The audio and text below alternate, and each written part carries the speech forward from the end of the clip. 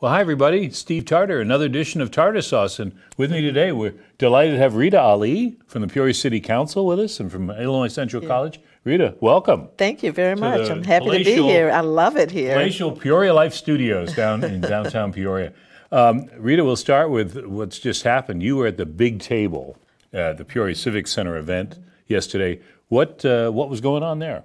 Wow, it was a major event with hundreds of people there. I think each session, one focused on workforce, another on innovation, entrepreneurship, another on place, and then the one that I spoke at was on diversity and inclusion. So which comes naturally to you with what you're doing. Yes. So what did you don't have to give us your same speech. We don't have time for that. But what was kind of your message? So my message was one, to thank the organizers for even including diversity and inclusion in a session like that engages the public and says this is important enough that we should have a community discussion around it. And of course I feel that way. The information that I shared talked about the need for us to address critical issues of diversity within our community. And I pointed out, some of the disparities that are related to race and equity, as well as poverty being a huge issue within our area. The national poverty rate is 11.8%. The state poverty rate is 12.1%. The county, Peoria County, has a poverty rate of, I believe it's 15%. But Peoria City's poverty rate is 20.9%. That means that means 1 in every 4.8 people in the city of Peoria live below the poverty line. And that is the issue of diversity, in my opinion. So you need to look no further than Peoria Public Schools for that poverty. Free and reduced lunch. Yes, absolutely. Thing. And that we want to talk a little bit about this. This is a program at where you are at Illinois Central College, Racial Justice and Equality. This is like a white paper that's come out recently, right off the press. Yes, right off the press. We released it to the public at the big table yesterday. Okay, great. So it really documents our journey for racial justice and equity within education. We actually partnered with Peoria Public Schools in our initiative, and we applied for a grant about 18 months ago through the Lumina Foundation. It's called the Lumina Fund for Racial Justice and Equity. And they selected 19 colleges and universities out of 319 applications. Wow. So we were very blessed and fortunate to be selected. But they also identified us as having great need, but also great opportunity. Yes. Where there's great need, there's great opportunity.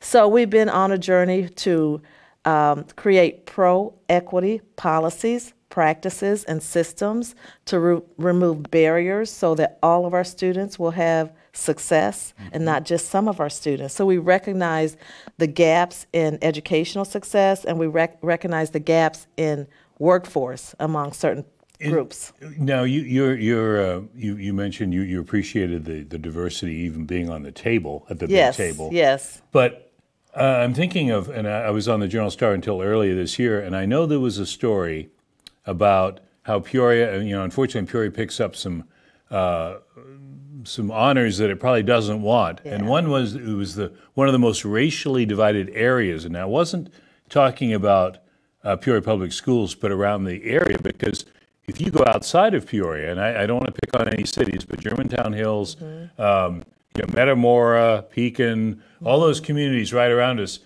their breakdown, their diversity is a lot different than what we have in Peoria. How do you get across? I mean, what do we do with that figure? So Governance Magazine actually looked at the schools within our region. Is where that came from. Yes, and they said that our schools are the most segregated in the entire country. Yeah. The most segregated.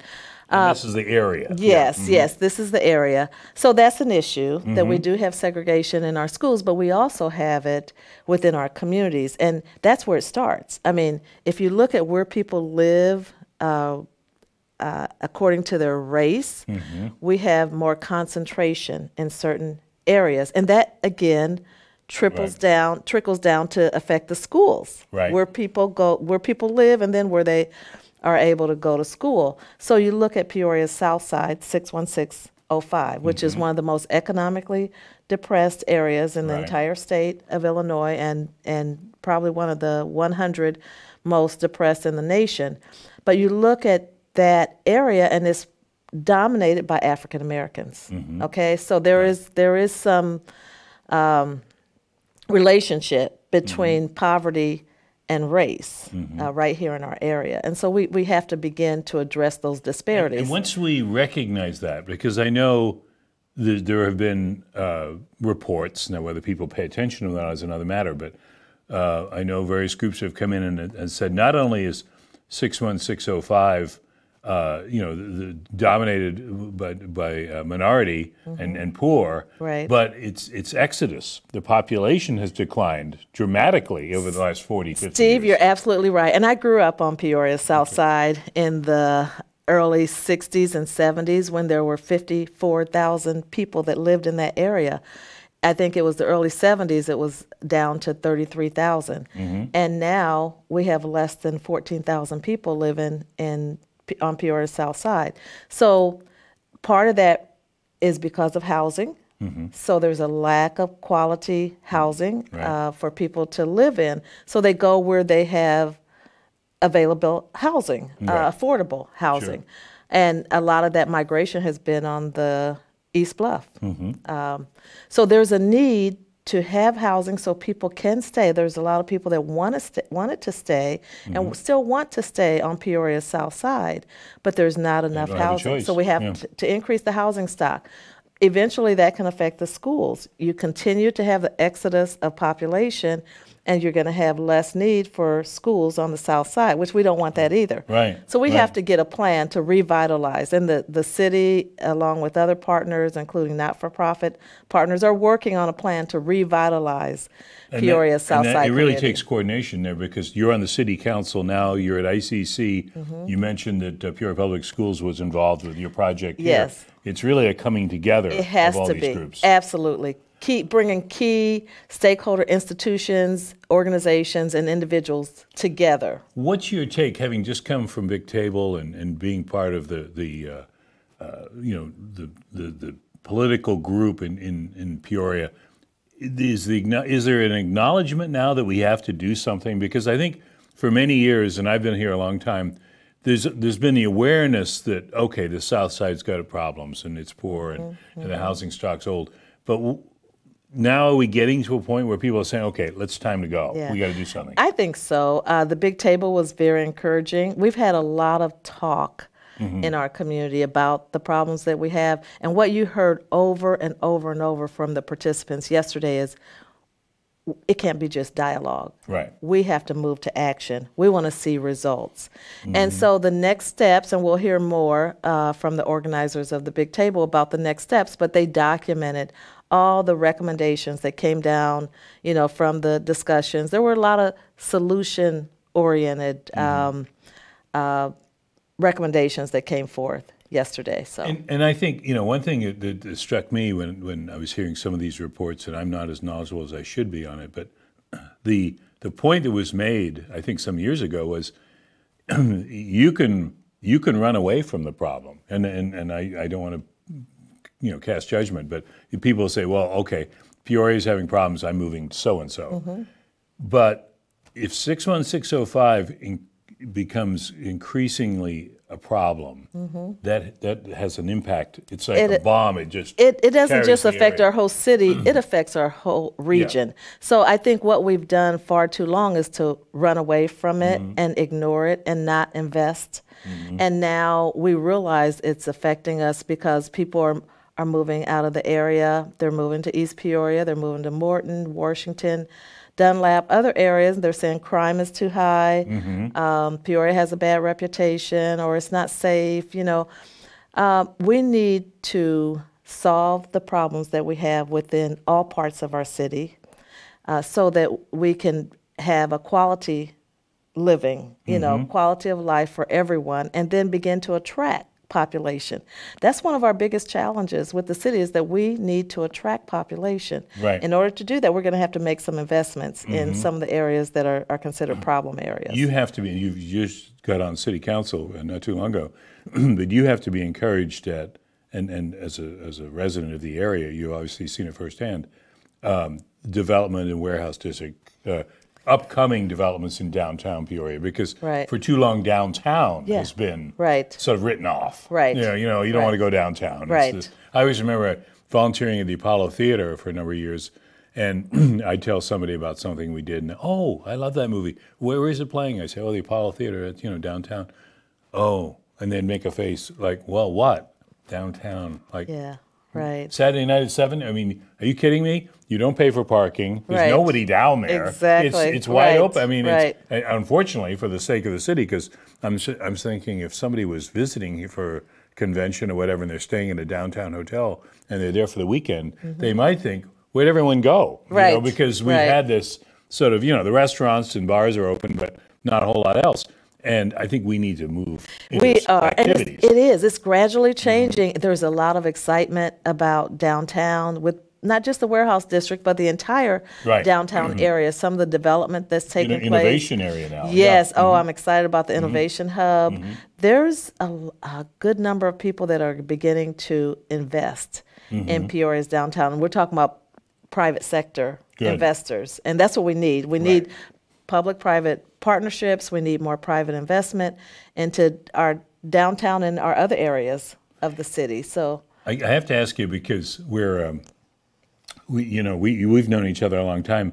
When you ran earlier for the city council, and people know this who follow the city politics, you ran in the 5th district. Yes. That was where you live, and you had a very close race. yes, And you lost by 1 vote. yes. What was your reaction? I mean, I'm sure you weren't thrilled, but when that came all down, what's your thinking when you're finding out you're 1 vote short? Yeah, just thinking that night, election night, we were so close, but we were up 3 votes. Okay. But I knew it was too close to count neck for and neck. sure. Yeah, yeah. Yeah, because there were still mail-in votes that were out there that had not been counted. Right. So there was time, time went on. I was 2 votes up, then I was only 1 vote up, and then when it came down to it, I was 1 minus 1. And so, I was disappointed, Sure. of course, yet I ultimately accepted and called Dennis Sear, who now I sit right next to Right. at council. I was going to say, I know Dennis. I called Dennis and I said, it's over. Congratulations, you're my councilman. Wow. And he said, "What? Are you serious?" I said, "Yes." Everyone's saying you're going to appeal. There's Yeah, going to be right. a recount. Yeah, There's going to be all yeah. this. And there was a discovery recount. It's Yeah. just part of the Right. process that Routine. takes place. Yeah. Right, right. But I think the way you handle that, this is just my view, was so classy and so sort of, we're moving on. We're not, so let's roll around to the next election. You didn't have to worry about votes on the next one. You did had a pretty lot good. of votes. The people, I'm sure the people of Peoria said, no, Rita, we might have missed it the first time. We're not missing it again. So I think good for so. you. I was really happy with it. So how do you like council now that you've been granted this privilege? I'm very happy to be there, sitting at the table where these important decisions for our city Surprises? are being made. I mean, you probably knew what to expect, but how do you look at it as a routine thing now? Right, I'm becoming accustomed to it. I served on the park board for Right. a few years, Right. a long time ago, and So I'm not familiar with the unaccustomed process. to Right. Meetings and all that. No, even at Illinois Central College, we have a You have a few meetings, Yeah, probably. right. But I'm glad to be there. I'm learning a lot. I'm getting to know my colleagues, better. Right. So it's a very important job that I take very seriously. Well, and I know, just having covered the council for a couple of years, it's fascinating because you realize the issues that well, I won't say we read about in the paper, but we hear about in the news. We better put it that way, because there's changes all around us. But those things are super complicated. I mean, you think you know something, and it's great that people are saying, well, no, this is the way it is. But then you find out, well, there's this, It's and very complicated. I mean, and you know, the work affects people's lives. You know, whether it's their job or their, you know, safety. You know, these decisions that are made by the council have an impact on people's lives, Right. and sometimes they're life safety decisions absolutely. that are being made. So, Absolutely. Well, what's coming up for you on the council that I mean, obviously the day-to-day routine is always there. Are there some issues, or is there an issue that you're going to be addressing here pretty soon? Yeah, one of my interests is bringing some best practices that have been done at other cities, and I talked about this on the campaign trail, and I'm trying to work with the city manager and others to bring some of the organizers of King County, Washington, the state of Washington. They had an equity initiative that took place countywide, and it actually changed the health, the employment, the prosperity of their community, the economic development and prosperity. They brought together key stakeholders within their county.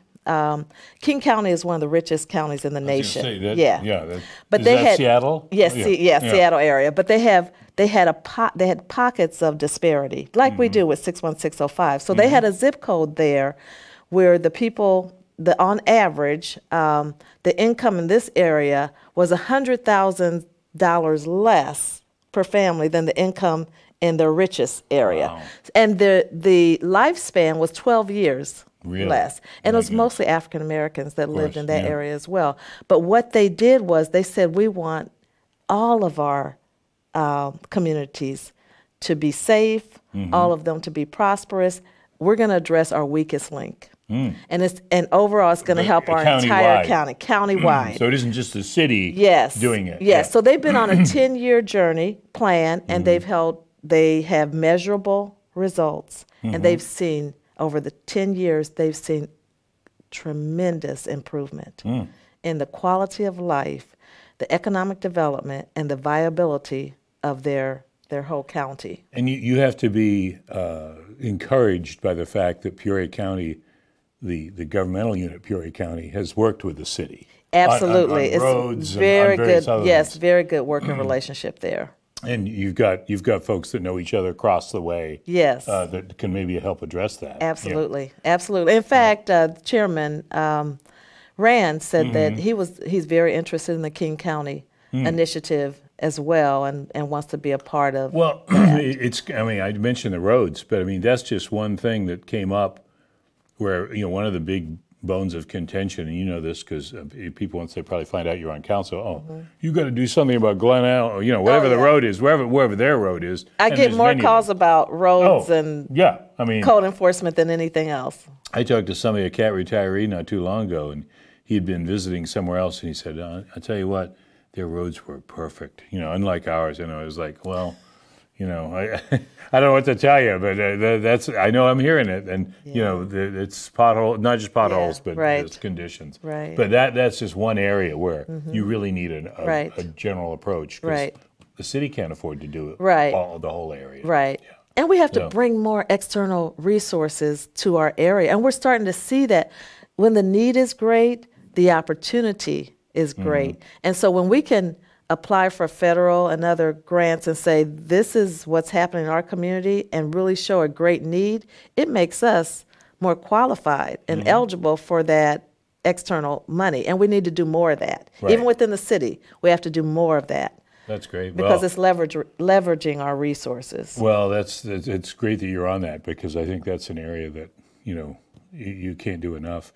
One thing I was going to say, though, people tend to discount, we're almost running out of time here, but they tend to discount downtown. But if you went back to that big picture street fair not too long ago, last Saturday, there's an example of it's downtown, people are around. It wasn't, you didn't pay, you could go and just wander around if you wanted. Right. But that's the essence of downtown. It is. It's a mixture of people. It's, you had tacos, you had art, you had kids. And it's everybody's downtown. And it's excitement. Yes. And we need that. We need to bring that back. I agree. All right. I agree. Well, Rita, we're out of time.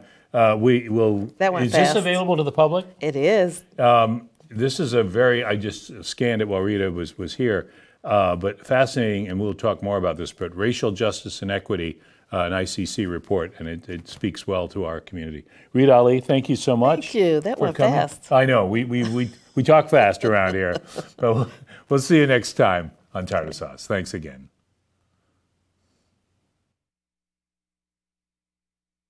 PeoriaLife.com